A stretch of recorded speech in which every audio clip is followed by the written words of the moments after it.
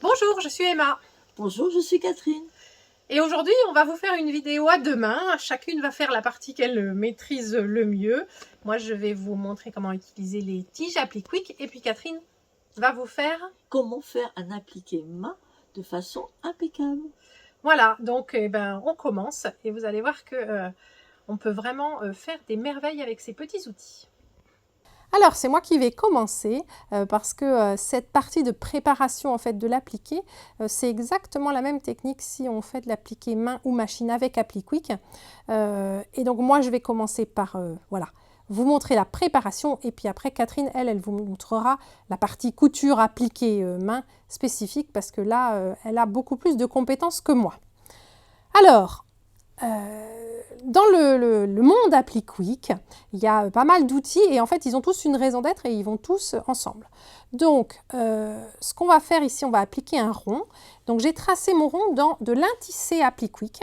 Donc, c'est un intissé au thermocollant qui est un petit peu rigide et le fait qu'il soit rigide, ça va nous permettre de faire le rentré comme vous allez voir et d'avoir un bord bien net, d'avoir une certaine résistance. C'est vrai que peut-être que vous utilisez vous du freezer paper pour le faire, donc on thermocolle le freezer paper et effectivement ça permet comme ça de faire le rentré et puis de sentir la résistance du papier, donc comme ça le pli on sait où ça s'arrête. Alors ici l'avantage de cet intissé c'est qu'on n'aura pas à l'enlever contrairement au freezer paper. Donc j'ai pris mon rond et je l'ai thermocollé sur mon tissu. J'ai ensuite découpé une marge de couture qui est entre un quart d'inch et 5 mm. Voilà, je l'ai fait un peu au pif. Et donc je vais ensuite utiliser la colle Appliquick. Et j'utilise la colle Appliquick et pas la colle Bohin, voilà. Parce que cette colle-là, elle a des particularités que n'ont pas justement les colles Bohin, la colle, enfin c'est pas la marque Bohin, mais la colle qu'on utilise par exemple pour la méthode anglaise ou pour juste comment dire, maintenir quelque chose avant de l'épingler. Cette colle-là, c'est une colle qui mouille beaucoup et qui va permettre en fait de déformer la bordure du tissu et c'est grâce à ça qu'on va obtenir un cercle parfait. Donc, on met de la colle et on en met. Il ne faut pas lésigner sur la quantité de colle. Voilà. Alors, je vais en mettre à peu près sur la moitié. Alors, elle sèche assez vite, hein, cette colle, mais moins vite que justement de la bois, surtout parce qu'on en met plus. Et ensuite, je vais me servir de ces petites tiges. Voilà. Alors, il y en a une, celle avec les deux, hein, qui sert à maintenir. Et celle-ci qui a le petit côté plat, comme ça. Elle va me servir à rabattre. Voilà. Et donc, voici le premier que je rabats. Normalement, je laisse comme ça aller quelques secondes et ça maintient. Et je vais continuer à tourner. Alors, je vais plutôt me mettre là pour tourner dans le bon sens. Voilà. Donc, la pliure, hein, je trouve forcément le bon endroit pour le faire parce qu'il y a le thermocollant embuté. Et puis, voilà, je vais continuer. Et en fait, grâce à cette colle qui est très humide, je vais déformer finalement le tissu. Voilà. Et je vais avoir aucun bec ici. Et c'est ça qui va faire que mon appliqué, ensuite, il va être parfait. Et que la forme, en fait, va être très fiable. Et si vous regardez là sur mon cercle, j'ai aucun bec. Voilà. Hop. Donc, grâce à l'humidité de la colle, ça permet de complètement déformer ce tissu. Je continue à en remettre, hein, donc de la colle. Voilà. Vous pouvez vous mettre sur un morceau, là je suis sur une table, je vais donner un coup d'éponge après. Hein, sinon vous vous mettez sur une feuille de papier ou quelque chose que vous enlèverez après parce qu'effectivement il va y avoir plein de colle sur votre fond.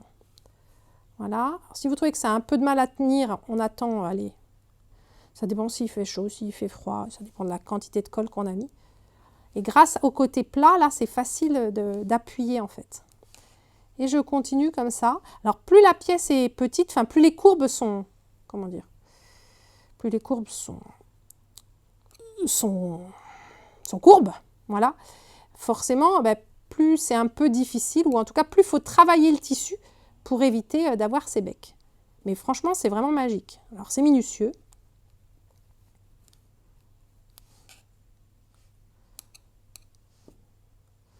Voilà, et je termine ici.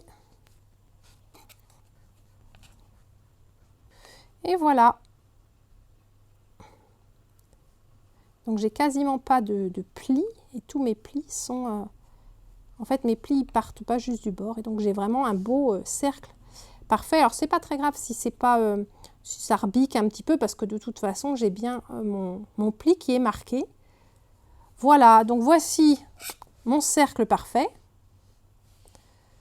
à appliquer sur mon fond. Et là, je vais passer la main à Catherine parce que là, elle va vraiment vous montrer comment on fait un bel appliqué main invisible. Et on va utiliser le fil invisible de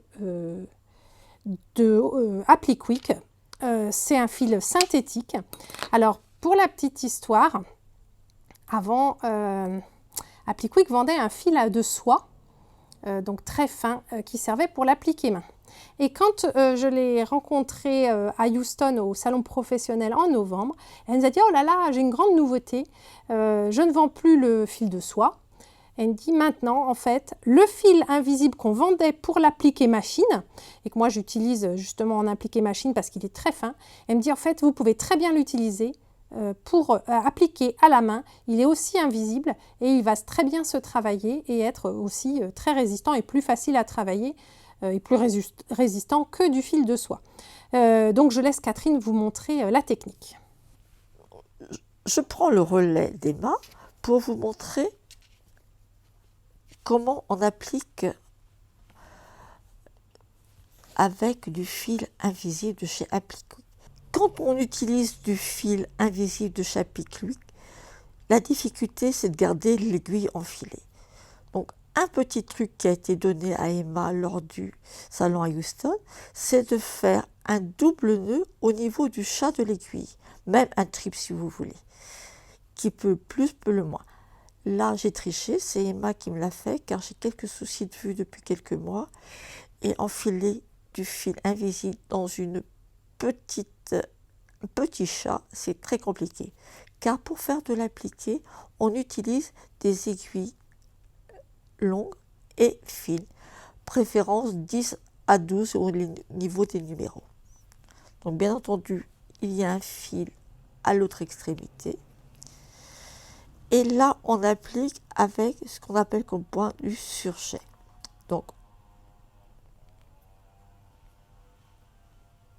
la difficulté, c'est que notre fil est invisible aussi. Moi, je prends le tissu juste en dessous de la pièce à appliquer et je le ressors à quelques millimètres en biais. Et je tire doucement. Je répète, je pique mon aiguille juste en dessous de la pièce à appliquer et je ressors sur le bord de la pièce que j'applique à quelques millimètres et je continue. Alors comme c'est du fil invisible, on ne voit pas les points, on triche un peu. Donc même si on ne prend pas bien le fil en dessous de la pièce à appliquer, on le verra un peu certainement, mais moins que si c'était du fil ordinaire. Et on travaille tout doucement. Donc à un moment donné, on regarde où on est rendu, car on ne sait plus avec le fil. Donc moi je tire un petit peu et je vois, comme là c'est du rouge, ça permet de voir où je suis rendu. Voilà, j'ai terminé d'appliquer mon rond. Vous voyez, la couture est parfaite et on ne voit pas de points. J'espère que ça vous sera très utile pour faire des appliqués. Et grâce à cette méthode, on peut faire des appliqués de tout petits morceaux. Avant, c'était difficile de le faire. Maintenant, grâce à ces outils, c'est nettement plus facile. Par exemple, là, j'ai fait un grand cercle, mais on peut faire également des tout petits. Et avant d'avoir tous ces outils, c'était mission impossible. Mais grâce à nos appliqués, maintenant, on peut le faire assez facilement. Merci beaucoup, puis à bientôt.